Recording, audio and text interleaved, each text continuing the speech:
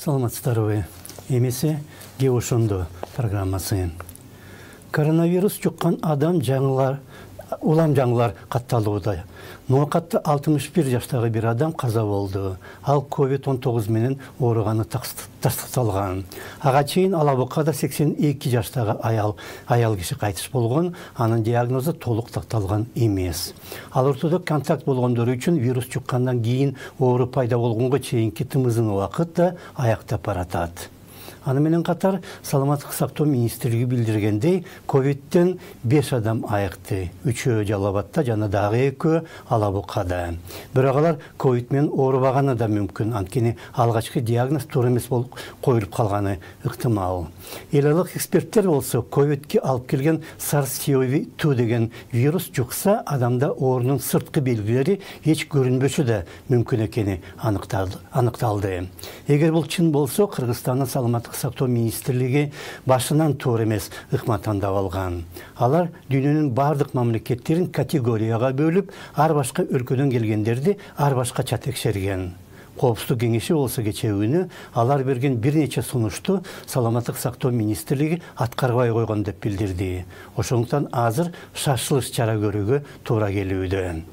Бишкектеги Банецкий лабораториясы министрликмен биргеликте ар башка ишкилермен сүйлөшүү жүргүзүп, каражат топтой баштады жана керектүү аспаптар менен реагенттер алынгандан соң өзүнүн лабораторияларында COVID-19 оорусун аныктай ала турган атайын илимий система түзүүгө аракеттенет. Андай тесттен өтүү үчүн жарандар министрликтен атайын жолдомо алууга тийиш болот. Коронавирус менен байланыштуу Дүйнөлүк банк Кыргызстанга 12 миллион 150 миң доллар бөлүүнү чечти. Ал акчага COVID-19 оорусуна каршы шашылыш чара көрүү иштери жүргүзүлөт. Андан тышкары банктын Кыргызстанда иштеп жаткан башка долбоорлорунан үнөмдөлүп, дагы 9 миллион доллар топтолот жана ал акчага ооруканаларда 10 жандандыруу бөлүмдөрү же жаңы ачылат же эскилери оңдолот. Коронавирус менен күрөшүү максатында Комтөр Голд компания Ысык-Көл облусуна 100 миң доллар бөлүп берүүнү чечти. Азиялык өнүктүрүү банкы Саламаттык сактоо министрлигине 20 миң медициналык колгап алып берди. Сорос Кыргызстан фонду министрликке 350 миң сомго колгап жана бахила, ал эми жаза аткаруу кызматына 460 миң сомго антисептик менен атайын медициналык комбинезондорду сатып берди. Өзбекстандагы Кыргызстанга гуманитардык жардам көрсөтүп, 1 миң тонна un, 7 миң комбинезон, 20 миң колгап жана башка керектүү буюмдарды жиберди жана ушундай окуялар болуп жатканда Акун компаниясы кечээ күнү өзүнүн 2 ишканасында un өндүрүүнү токтото турганын жарыялады. Ишкананын кызматкерлерине комендатура пропуск бербей коюптур. Бирок башка да себептер болушу толук ыктымал. Анам туруп алып, мынакей момундай биз баа коюп койду, элдин алдында өздөрүн кыйын көргөч, мына биз 28ден ашырсаңар, бааны ашырууга болбойт деп баа коюп деп элге жарыялап атат. Эл ишенет да бул өкмөткө, булар 28ден коюп коюптур. Эми буюрса ундун баасы 28ден ашпайт экен деп. Доллардын баары 85ден ашып атса, кайсы келесо ишкер же өндүрүшчү ошо 28ден кармап сатат унун. Андан көрө тегирмен жаап коюп басып кеткен жакшы да.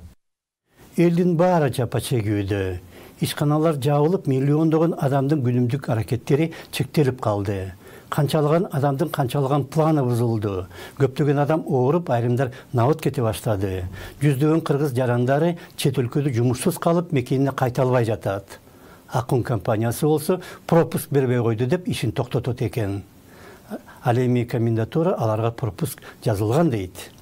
Бұл компания кантип түзүлүп өнүккөнүн же Бишкектин мел комбинаты кантип менчик колго өткөнүн көптөр билет. Анын ээлери чыныгы патриот болгондо ушундай кыйчалуу абалда элге унду бекер таратып, аны дүкөндөргө эмес, аптекаларга жеткирип, же муктаж адамдар үчүн айыл кыштактарда атайын бекер ун таратуу түйүндөрүн деле ачып койсо болмок. Бирок тилекке каршы аларга пропуск жазылбай коюптур. Чыныгы ишкерлердин аң сезимин чындай эле өзгөртүү кыйын окшойт. Ошондо саламатта калыңыздар.